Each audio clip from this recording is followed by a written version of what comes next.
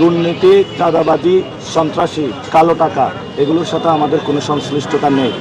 আমরা অপেক্ষা করেছি ফেব্রুয়ারিতে 12 তারিখের ইলেকশনের জন্য। এর মধ্য দিয়ে মানুষ রায় দিবে, যাকে রায় দিব সেই রায় আমরা মাথা পেতে নিব।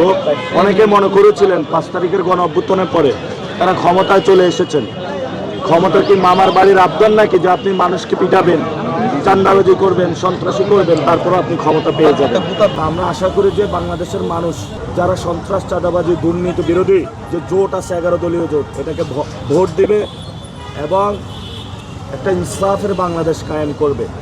এখানে কিছু কথা রয়েছে যে ওসমান হাদি ভাই যে কথাগুলো বলেছিলেন 299 এমপি হলো গুম হারাম করে দিবেন সংসদে গিয়ে, বলেছিলেন না? যারা সন্ত্রাস, চাঁদাবাজি, দুর্নীতির সাথে আমরা আগামীর সংসদটা ওসমান হাদি ভাইয়ের যে কথাটা বলেছিলেন উনি, সন্ত্রাস, চাঁদাবাজি, দুর্নীতিমুক্ত একটি সংসদ, যেই সংসদ জনগণের কথা বলবে, যেই সংসদ হলো কোনো পরিবারের হয়ে কথা বলবে না, যেই সংসদ হলো মানুষের ভয়েস হবে, মানুষের পক্ষ হয়ে আইন তৈরি করবে, কোনো ফ্যামিলির পক্ষে না।